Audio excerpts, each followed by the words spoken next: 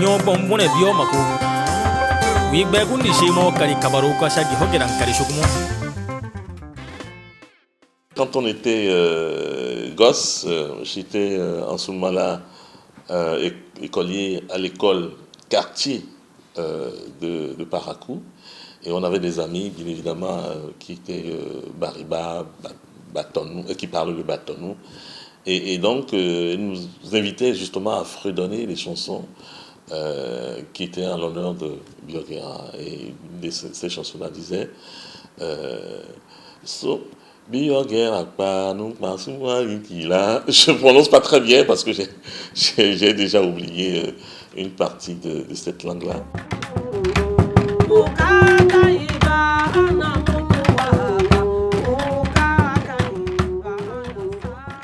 Bioguera a été le deuxième grand résistant dans le nord de notre pays, après celle de Saka Yiruma, était en 1894-1897. Et c'est 19 ans après la résistance de Saka Yiruma, qui est de même génération que Bianzin, que Bioguera a organisé sa résistance. Bioguera est né vers 1856. Bioguera est un prince de seconde zone.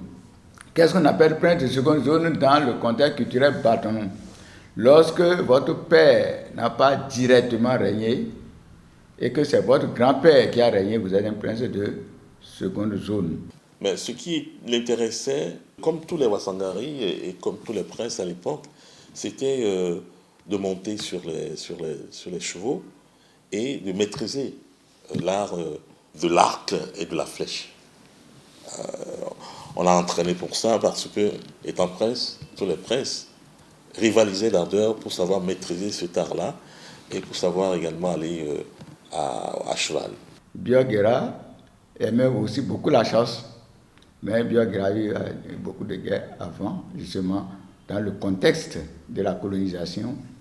Et si on l'a connu, justement, c'est sa résistance, une opposition formelle forte dans le nord du pays contre la colonisation française. Dans la mémoire des Bédouinois, le nom Bioguera a une résonance particulière.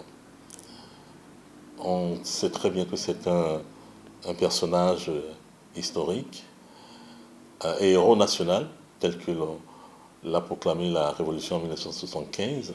Lorsqu'il y a eu la colonisation dans le nord, Bioguera ne voulait pas du tout collaborer avec les forces européennes, avec les forces coloniales. Il ne voulait pas les voir du tout. Il s'est aperçu qu'il y avait une injustice qui se produisait dans son espace, dans son village. Les Bans étaient déjà là. Ils avaient déjà conquis le Dahomey. Et dans leur ambition, c'est d'aller vers la boucle du Niger. Et donc, de conquérir tout l'espace menant justement au Niger. De ce point de vue, ils l'ont considéré, n'est-ce pas, comme un rebelle, comme quelqu'un qui est toujours contre les instructions données par les colons qui étaient à Bembereke. Ils sont arrivés et ils ont commencé à imposer des taxes aux populations, des impôts. Ceux qui ne payaient pas, eh bien, on prenait leurs biens, c'est-à-dire la volaille, les bœufs, etc., etc. Et donc, à un moment donné, Bioguera a estimé que c'était de l'injustice, qu'il fallait les combattre.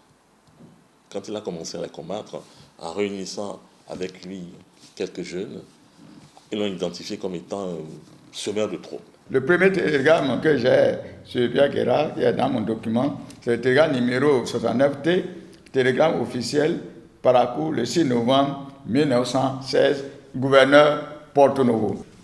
Au niveau de ce télégramme, lorsque Bioguera a fait le blocus de Bembereke du 23 au 29 septembre 1916, dans leur télégramme, et pour montrer qu'effectivement il y avait ce siège-là, voilà, je vous lis juste quelques extraits. Soirée 24, ennemi commence à incendier camp des gardes.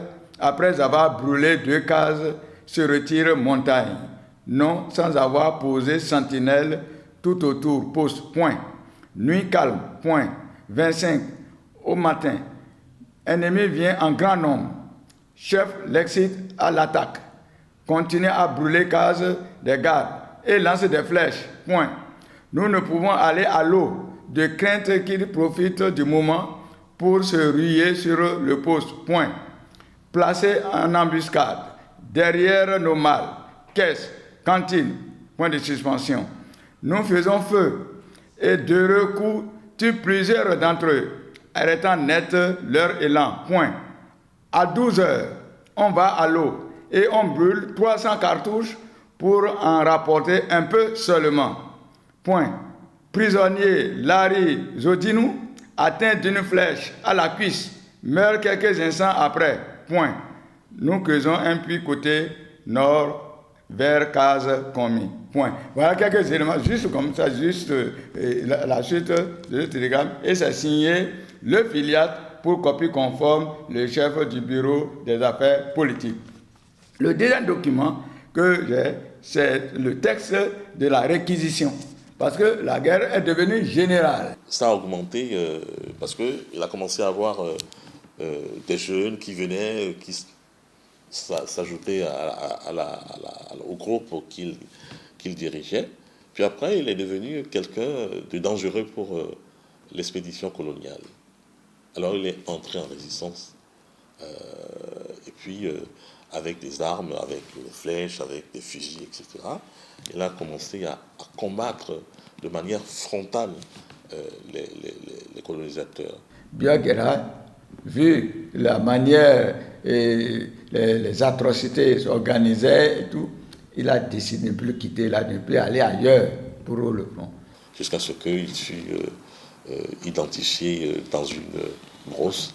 Donc c'est ainsi qu'il a enlevé tout ce qu'il considère comme précieux pour lui, comme sacré pour lui, sont ses étriers, dont j'ai les photos, et sa tunique qu'il portait, dont le manche faisait d'1 mètre de large, dont j'ai la photo, et j'ai 2 de ses lances, l'une de 65 cm et l'autre de 90 cm.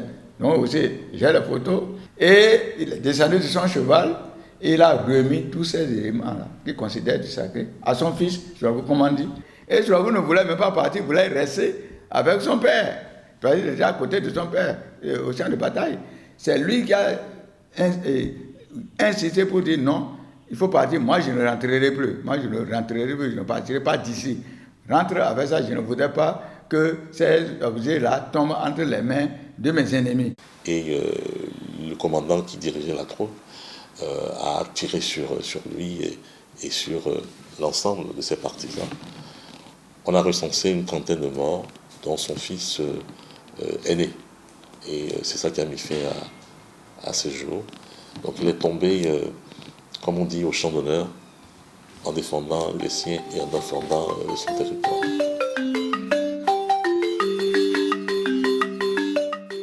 Priorité.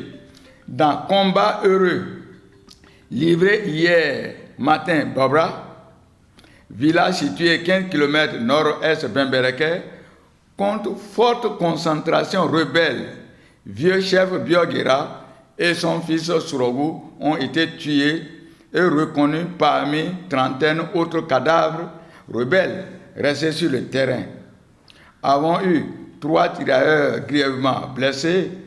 Commandant militaire sera aujourd'hui Bekou, d'où reconnaissance sera poussé Niki.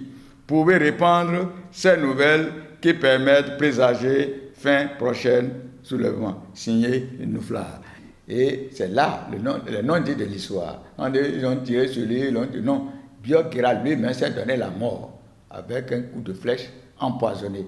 Ils sont venus trouver son corps dessous l'arbre lequel il était. Et c'est là qu'ils ont coupé sa tête. Et en coupant sa tête, ils ont mis sa tête là au niveau de leur baïonnette qu'ils ont promené dans toute la ville de Bembereke pour faire peur aux populations, comme pour dire voici le sort qui attend tous ceux qui voudront s'opposer à l'ordre du colonisateur. Et c'est ce qu'on appelle les non-dits de l'histoire politique. Or, pour le savoir, il faudra avoir affaire aux acteurs eux-mêmes. Il y en a partout. Vous voyez, celui qui est là en blanc, c'est son fils, l'un de ses fils que j'ai eu à photographier à Guérankale. C'est Bagri. Et c'est lui qui m'indiquait l'endroit précis où il y avait le pied de karité sur lequel le commandant Ferlus est venu installer ses instruments pour dire qu'il attend, comme une sorte de provocation, qu'il attend Biogera qu'il se rende. Ce que vous voyez là aussi, ce sont les vestibules. Biogera a 3 vestibules et chaque vestibule fait 5 mètres de diamètre. Voilà, et la photo que j'ai eue, ça date de 1984. Voici la grande sœur de Bagri, qu'on appelle Pagnero, avec plus de 90 ans, le 4 septembre 1984, je faisais la photo de Bouilloncola, la dernière fille de Biogera. Ce sont de Biogera au total 10 enfants, mais ces 3 derniers que moi j'ai eu à photographier et sont de même mère. Voilà. Les ruines des vestibules de Biogera à Guérankale. Cette photo ici, là, c'est la tombe de Biogera. Et j'ai eu, vous voyez comment était la tombe de Biogera. Là où ils ont construit le mausolée. Je vous avais parlé donc, de ces étriers. La queue de son cheval est encore là. Ils m'ont montré. Sorogo a gardé ce cheval-là pendant 3 ans avant que le cheval ne meure. Et ces éléments-là, c'est conservé. Alors, si j'ai eu la chance d'avoir toutes ces photos, c'est parce que c'est lui-même qui les a enlevées. Et c'est là le non-dit de l'histoire.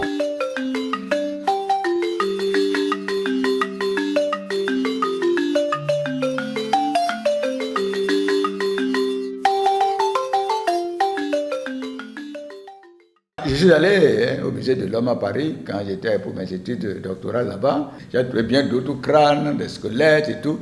C'était à la recherche du crâne de Biogera. Je n'ai pas retrouvé. Aux îles de l'Os, je n'ai pas trouvé non plus. À Dakar, non plus. Et Guinée-Conakry, je suis allé là-bas, bon, je n'ai pas retrouvé. Alors, jusqu'à présent, personnellement, je ne sais pas à quel niveau se trouve le crâne de Biogera.